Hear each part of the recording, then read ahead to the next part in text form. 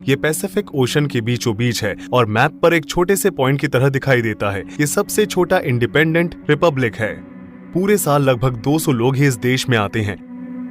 मैंने इस सफर की शुरुआत 3 घंटे पहले इस्तांबुल के एयरपोर्ट पर पहुंचकर की। सबसे पहले मुझे सैन फ्रांसिस्को तक पहुंचने में 13.5 घंटे लगे। उसके बाद 7 घंटों तक रुकने के बाद मैंने फिजी आइलैंड्स में नाड़ी के लिए 13 घंटे की एक और लंबी फ्लाइट ली और दोबारा से 7 घंटे तक इंतजार किया। लगभग 75% सीट्स खाली होने के कारण नाड़ी से नाउरू की फ्लाइट में 4.5 घंटे लगे और आखिरकार मेरा 48 घंटे का सफर समाप्त हुआ। यह एक ऐसा देश है जहां बहुत कम लोगों का आना जाना है। यहाँ तक कि नजदीकी देश भी हजारों किलोमीटर दूर हैं। आखिरकार आइलैंड तक पहुंचने के बाद मुझे अगली फ्लाइट का इंतजार करना पड़ा, जो कि लगभग 1 हफ्ते बाद थी। पानी के जरिए भी यहाँ आना मुमकिन नहीं है। नारू के चारों ओर विशाल चट्टानें हैं जो जहाजों को किनारे के पास आने से रोकती हैं। कुछ समय पहले तक इस आइलैंड के लोगों के पास इतने पैसे हुआ करते थे कि उन्हें समझ नहीं आता था कि वे इन पैसों का क्या करें। साल 1975 के समय में फॉस्फेट डिपॉजिट से भरपूर नाउरू दुनिया में सबसे हाईएस्ट जीडीपी पर कैपिटा वाला देश बन गया था। हालांकि आज की तारीख में जमीन के खराब हो जाने पर यहाँ किसी भी फल या सब्जियों को उगाया नहीं जा सकता। आर्टिफिशियल फूड्स और तले हुए खाने का ज्यादा से ज्यादा इस्तेमाल करने की वजह से नाउरू में ओबेसिटी रेट दुनिया में सबसे ज्यादा है और इसके अलावा यहाँ सिगरेट की खपत भी सबसे ज्यादा है। ये जाहिर है कि सरकार विदेशी मीडिया को देश से दूर रखना चाहती है। 1 महीने की लंबी प्रोसेस से गुजरने के बाद, जिसमें मैंने अनगिनत डॉक्यूमेंट सबमिट किए हैं, लेकिन फिर भी मुझे बड़ी मुश्किल से टूरिस्ट वीजा मिला। सामान्य एप्लीकेशन फीस 50 ऑस्ट्रेलियन डॉलर है, लेकिन जर्नलिस्ट्स और मीडिया वालों से 8,000 ऑस्ट्रेलियन डॉलर्स की भारी रकम की मांग की जाती है। देश के अंदर एंटर करते ही पुलिस ने तुरंत मेरा ड्रोन मुझसे ले लिया। आपको ऊपर से यह आइलैंड देखने में थोड़ा अजीब लगा होगा। नारू की आसमान से तस्वीर लेने की इजाजत नहीं है। यहाँ वीडियो बनाना आसान नहीं होगा, क्योंकि नारू हम सब से एक शर्मनाक सच्चाई को छिपाने की कोशिश कर रहा है, जिसके बारे में आपको आगे पता चलेगा। मैं इस वक्त यारेन में हूँ, क्योंकि रनवे एरिया और ड्राइववे एरिया एक दूसरे के ठीक बगल में है, इसलिए यहाँ कार्स का एयरप्लेन्स को रास्ता देना बहुत ही आम बात है। पैदल चलने वाले लोगों को लैंडिंग और टेक ऑफ के दौरान होने वाले जेट ब्लास्ट के प्रति चेतावनी दी गई है। ऐसा इसलिए है क्योंकि यह देश इतना छोटा है कि स्ट्रिप के आकार वाला ये एयरपोर्ट आइलैंड के पूरे साउथ वेस्ट कोस्ट तक फैला हुआ है। आप जो यहाँ देख रहे हैं वो है एयरपोर्ट। अगर मैं अंदर जाना चाहता हूँ तो मैं बस इस फेंस को पार करके अंदर जा सकता हूँ। आइलैंड का पूरा एरिया सिर्फ 21 स्क्वायर किलोमीटर या 8 स्क्वायर माइल्स है। पूरे देश को कार से ड्राइव करने में ज्यादा से ज्यादा 20 मिनट का समय लगता है और सफर जहाँ से शुरू होता है वहीं से खत्म भी होता है, क्योंकि यहाँ सिर्फ एक ही रिंग रोड। यहाँ पुलिस हर वक्त पहरा देती रहती है। अपनी ओर किसी का भी ध्यान नहीं खींचने के लिए मैं देश के इकलौती टूरिज्म एजेंसी तक पहुंचा और अब मैं एक गाइड के साथ आइलैंड को एक्सप्लोर करना शुरू करूंगा। एजेंसी के मुताबिक इस आइलैंड पर महीने में 1 या 2 टूरिस्ट ही आते हैं, यानी कि इंटरनेट पर बताए गए नंबर्स असलियत से काफी अलग हैं। आप आइलैंड पर अपने खाली समय में क्या करते हैं? वॉलीबॉल। सो आप आइलैंड पर अपने खाली समय में क्या करते हैं? जो भी हम करना चाहें। जैसे कि मछली पकड़ना, सोना, खाना। वे सबसे ज्यादा क्या खाते हैं? Chinese food. 1 2 3। 1 2 3। न डके, यहाँ से जाओ।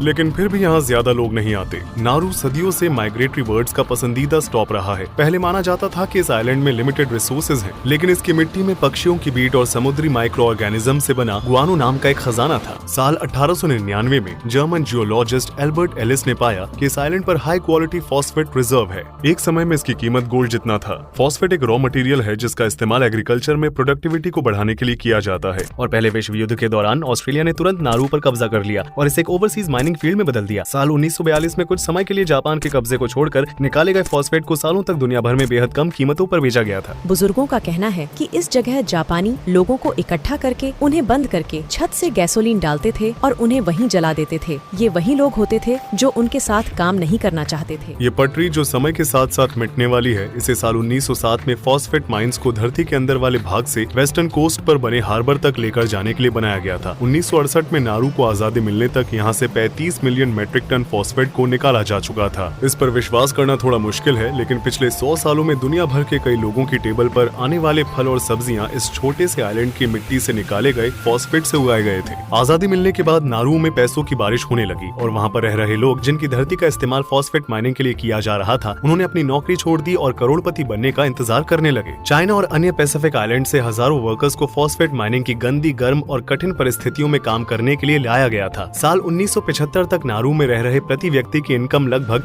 1,76,000 USD थी, जबकि दुनिया की लीडिंग इकोनॉमी में अमेरिका की आज के इन्फ्लेशन रेट को ध्यान में रखते हुए लगभग 44,000 USD थी। नारू अपने आप को एक वेलफेयर स्टेट राज्य स्थापित करने में कामयाब रहा, जहाँ कोई टैक्स नहीं था। पढ़ाई लिखाई, ट्रांसपोर्टेशन, स्वास्थ्य सेवाएं और यहाँ तक कि रहना भी मुफ्त था। मैंने अपनी दादी को तकिए में पैसे भरकर बैंक से बाहर आते हुए देखा है। उन्होंने सारे पैसे अंदर भरे और पैसे लेकर बाहर चली गईं।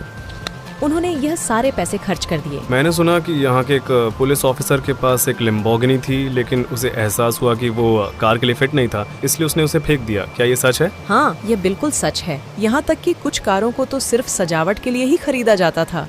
जैसे जैसे यहाँ पर रह रहे लोग अचानक अमीर होते गए, पैसा उन पर हावी होता गया और ये छोटा सा आइलैंड लेटेस्ट कार मॉडल से भर गया। सड़क पर चलते चलते हमने पहले जमाने की लग्जरी कार्स का कलेक्शन देखा। कैडिलैक, जीप, लैंड रोवर, ये उन गाड़ियों के कुछ नाम हैं जिनका इस्तेमाल आइलैंड पर रहने वाले लोग अपने मनोरंजन और रफ्तार के लिए कभी कभी किया करते थे। ये कार के कब्रिस्तान की तरह लग रहा है। उन पर जमी हुई जंग ये दर्शाती है कि अच्छे दिन और कितने दूर हैं। जब से मैं यहाँ आया हूँ तब से यहाँ पर रह रहे लोग मुझे सड़क पर घूमने वाले पिटबुल के झुंडों से सावधान रहने की चेतावनी दे रहे हैं। एक जमाने में ये बहुत ही मशहूर ब्रीड मानी जाती थी, जिसे आइलैंड के कुछ लोगों ने अडॉप्ट भी किया और फिर सड़कों पर खुला छोड़ दिया। डॉग्स के साथ साथ बाकी के जानवर जो पहले नारू में मौजूद नहीं थे, उन्हें भी समय के साथ साथ यहाँ लाया गया। बिल्लियाँ, मुर्गियाँ और सुअर ऐसे कुछ जानवर हैं जिन्हें हाल ही में आइलैंड पर लाया गया है। माइनस द्वारा पेड़ों को उखाड़े जाने और उपजाऊ मिट्टी की खुदाई करने के बाद सभी लिविंग ऑर्गेनिज्म को काफी नुकसान पहुंचा था। ये धरती न तो एग्रीकल्चर के काम आती है और न ही कंस्ट्रक्शन के। इस वजह से यहाँ के लोगों को इसकी बहुत बड़ी कीमत चुकानी पड़ती है। नारू की धरती 15 मीटर या यूं कहे कि 49 फीट तक गहरे गड्ढों और लाइमस्टोन पिक्स से ढकी हुई है, जो आइलैंड के बीच से लेकर कोस्टल एरियाज तक फैला हुआ है। एसिड की अधिक मात्रा होने की वजह से इस बंजर जमीन पर कुछ भी उगाया नहीं जा सकता। नॉर्वन खुद को जीवित रखने के लिए विदेशों से हाईली कंप्रेस्ड कैंड फूड्स का इस्तेमाल करते हैं, जिसे ज्यादातर ऑस्ट्रेलिया से इम्पोर्ट किया जाता है। नारू के लोगों की एवरेज लाइफ एक्सपेक्टेंसी 64 साल है। सही डाइट न होने की वजह से नारुओं को सालों से दुनिया के सबसे ओबीस नेशन का खिताब मिलता आ रहा है। 150 साल पहले जब तक वेस्टर्न वर्ल्ड द्वारा इस आइलैंड को खोजा नहीं गया था, तब तक ये आइलैंड आत्मनिर्भर था, लेकिन आज वे सब कुछ आउटसोर्स कर रहे हैं। यहाँ पर रह रहे लगभग 97% पुरुष और 94% महिलाएं अधिक मोटापे से ग्रस्त हैं। नारुओं में मोटापे की समस्या महामारी जैसी है। हर जगह, सड़कों पर, रेस्टोरेंट्स में, बाजारों में मैं लोगों को इस मोटापे की परेशानी का सामना करते हुए देख सकता हूँ। ऐसी आबादी में जहाँ 45% लोगों को डायबिटीज है, इसलिए अंग विच्छेदन बहुत ही आम बात है। पूरे देश को जागरूकता को बढ़ावा देने वाले बैनर लगे हुए हैं। देखिए, स्टोर के शेल्फ्स पूरी तरह से खाली हैं। यहाँ हर 6 हफ्तों में प्रोडक्ट्स को इम्पोर्ट किया जाता है। आइलैंड पर ताजे फल और सब्जियां होना बहुत बड़ी बात है।